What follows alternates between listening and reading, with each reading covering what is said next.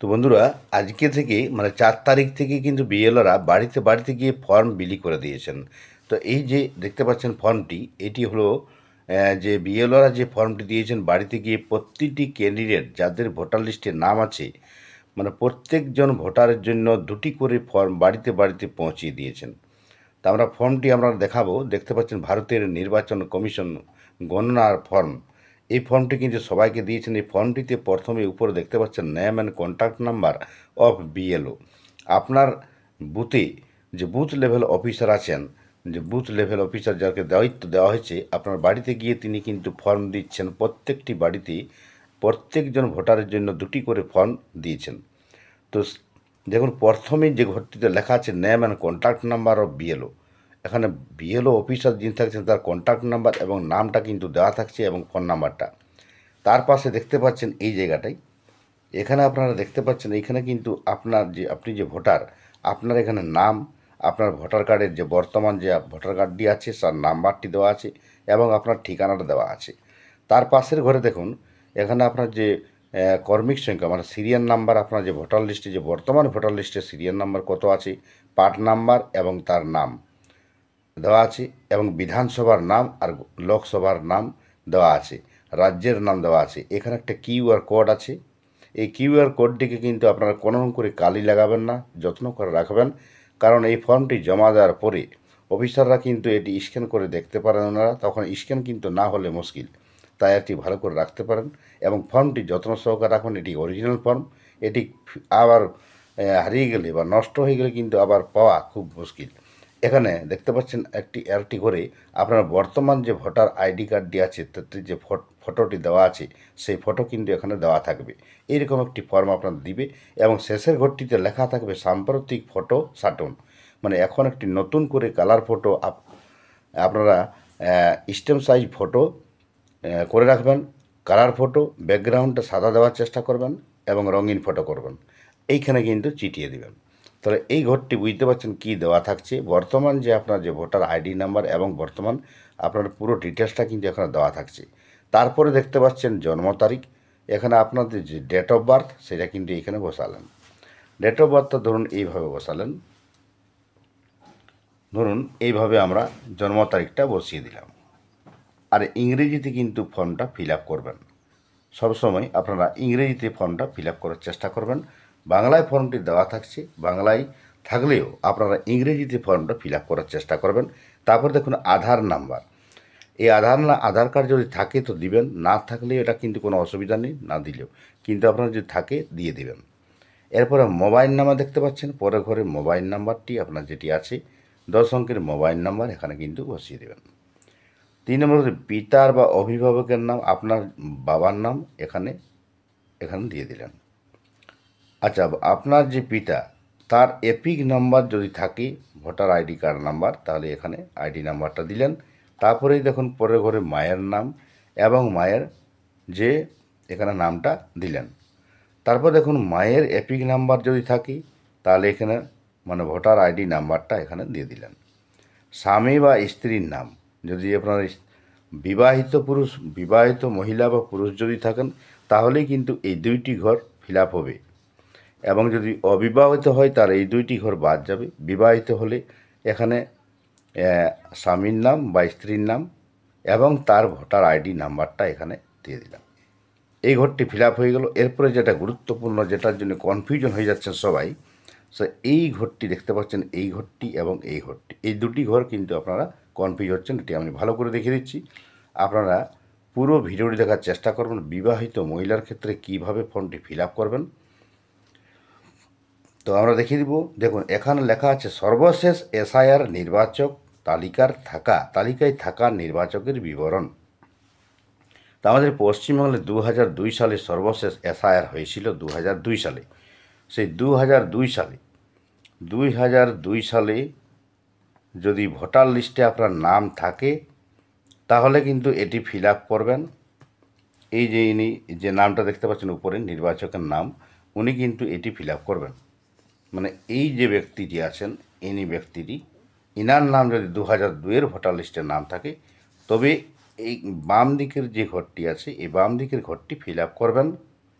আর যদি 2002-এর ভোটার লিস্টের নাম না থাকে, তার পিতা, মাতা অথবা দাদু অথবা ঠাকুরদা এই চারজনের মধ্যে যদি কারো নাম থাকে 2002-এর ভোটার লিস্টে, তাহলে কিন্তু তিনি এইখানে ফিল আপটা করবেন। এই ডান যেটা ডান দিকের যে অংশটা, সেটা শুধু ফিল আপ করলেই হবে। এক কথায় 2002-এর ভোটার লিস্টে যদি নাম থাকে তাহলে এই ঘরটি ফিল আপ করবেন, তখন এটি করার দরকার নেই। 2002-এর ভোটার লিস্টে যদি আপনার নাম না থাকে, তখন আপনাকে এই ঘরটি ফিল আপ করতে হবে। এই ঘরটিতে কার জন্য ফিল আপ করবেন? দেখুন, আপনার যে আত্মীয় থাকবে, তো আত্মীয়র মধ্যে কিন্তু সবার কার্যকরী হবে না। বিএলওদের যে অ্যাপ অনুযায়ী আপনার পিতামাতার নাম যদি 2002-এর ভোটার লিস্ট থাকে, অথবা ঠাকুরদা বা ঠাকুর, তাহলে এটা থাকবে, চারজনের আপনাদের কার্যকরী হবে। তা আমি এখানে যখন পিতার নাম আছে, তাহলে আমি এখানে পিতার নামটা এখানে দিয়ে দিলাম।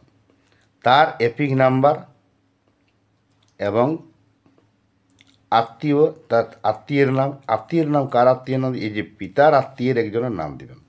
ধরুন 2002-এর যে ভোটার লিস্টে আছে, সেই 2002-এর ভোটার লিস্টে ইনার নামটি আছে এবং তার যে এপিক নাম্বার মানে ভোটার আইডি নাম্বার, সেটি খুঁজে বার করবেন। ধরুন এটি 2002-এর ভোটার লিস্ট। দেখতে পাচ্ছেন বন্ধুরা, এই যে 2002-এর ভোটার লিস্ট, রাজ্য S2 25, দেখতে পাচ্ছেন পশ্চিমবঙ্গ। এখানে আপনারা দেখতে পাচ্ছেন নির্বাচন ক্ষেত্রে বিধানসভার নাম নাম্বার দেওয়া আছে, পার্ট নাম্বার দেওয়া আছে, এগুলো কিন্তু দেখে নেবেন। তারপরে আপনারা কিন্তু ফিল আপটা করবেন। এখন আপনারা দেখাবো এই যে ভোটার লিস্টে আছে 2002-এ, আপনার পিতার নামটা দেখবেন। মানে এই জায়গাটাতে এই ফর্মটি আপনারা দেখুন। প্রথমে এখানে আপনারা যদি নাম আপনার পিতার নাম দেন, তাহলে পিতার নামটা 2002-এর ভোটার লিস্টে খুঁজে বার করুন। তার পার্ট নাম্বার, তার voter ID number, serial number সব কিছু দেওয়া থাকবে। আর যদি আপনি মায়ের নাম দেন, তাহলে মায়ের নামটা এখানে 2002-এর ভোটার লিস্টে খুঁজে বার করুন। যদি আপনার মায়েরও নাম না থাকে, দাদু দিদার নাম থাকে, তাহলে কিন্তু দাদু বা দিদার নাম এখানে কিন্তু দিলেন এবং তার পুরো ডিটেলসটা এখানে 2002-এর লিস্ট থেকে খুঁজে বার করে লিখবেন। এরপরে ধরুন 2002-এর ভোটার লিস্টে আপনার নাম নেই, 2002-এর ভোটার লিস্টে আপনার পিতামাতা বা ঠাকুরদা বা ঠাকুরমার কারোই নাম নেই, তখন আপনার কিন্তু এই দুটি ঘরেই কিন্তু আপনাকে ফিল আপ করা যাবে না, কোনোটিই ফিল আপ করা যাবে না। তাহলে এক কথায় বুঝতে পারলেন, যদি 2002-এর ভোটার লিস্টে নাম থাকলে এটি ফিল আপ করবেন, যদি নাম না থাকে তাহলে আপনার পিতামাতা বা ঠাকুরদা ঠাকুরমার যদি নাম থাকে, তাহলে এখানে যে কোনো একজনের দিয়ে আপনারা ফিল আপ করতে পারেন। ধরুন এখানে নামটা বসালেন, তারপরে এপিক নাম্বার, আত্মীয়ের নাম, সম্পর্ক, এই কোনো একজন আত্মীয়ের নাম লিখলেন, সেই আত্মীয়র সঙ্গে ইনার সম্পর্কটা কী সেটা কিন্তু এখানে বসালেন। ধরুন এখানে আমরা আপনার পিতার নাম দিলাম, এপি নাম্বার। এবার পিতার যে আত্মীয় নাম্বার, পিতার আত্মীয়ের নাম কোথায় পাবেন? ভোটার লিস্টে দেখবেন পিতার নামের কাছাকাছি আপনার হয়তো মাতার নাম অথবা দাদু দিদার নাম পাবেন, তখন তাদের নামটা এখানে কিন্তু আত্মীয়ের নাম হিসাবে দিয়ে দিলেন এবং সম্পর্কটা তাদের লিখে দিলেন। এরপর দেখতে পাচ্ছেন জেলার নাম দিবেন এখানে। এরপরে রাজ্যের নাম, পশ্চিমবঙ্গ, বিধানসভা ক্ষেত্রের নাম। তো বিধানসভা ক্ষেত্রের নামটা এখানে দিতে হবে।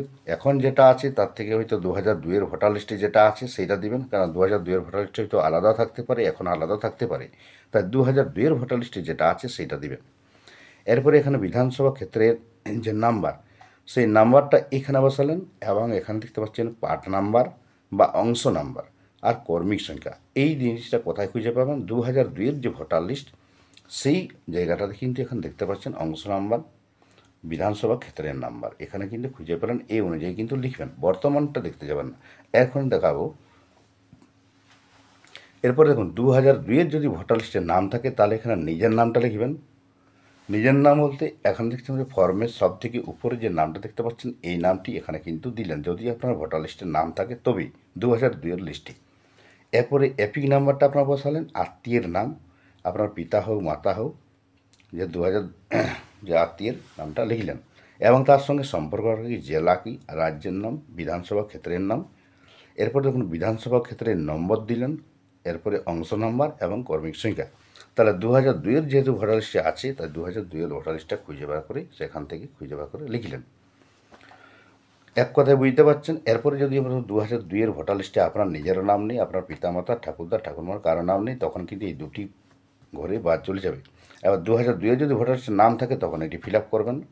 এটি তখন ফিল আপ না করলে হবে। এরপর 2002 যদি ভোটার লিস্টে নাম না থাকে তখন আপনাকে এটি ফিল আপ করতে হবে। বুঝতে পারছেন বন্ধুরা? এরপরে আপনাকে দেখাবো যেটা মহিলাদের ক্ষেত্রে, বিবাহিত মহিলার ক্ষেত্রে, যেহেতু আপনার এখানে বিবাহিত মহিলার ক্ষেত্রে বিবাহিত মহিলার ধরুন এই জায়গাটায় যে নির্বাচকের নাম, এটা হলো বিবাহিত মহিলার নাম, তার যে বর্তমান আপনার যে ইনি যে এলাকায় থাকছেন তার নাম্বার, ভোটার আইডি নাম্বার সব কিছু দেওয়া থাকছে। এখন এর ক্ষেত্রে কিন্তু 2002-এর তো ভোটার লিস্টে তার আত্মীয়ের যে ঠিকানা, এই ভোটার লিস্টে কিন্তু নিজের এখানকার ভোটার লিস্টে কিন্তু খুঁজে পাবে না। তাই ওনার বাবার বাড়ি যেটা আছে সেই বাবার বাড়ির যে ওনার যে আত্মীয় আছে, বাবা, পিতা, মাতা অথবা তার যে ঠাকুরদা ঠাকুরমা আছে, তার এখানে কিন্তু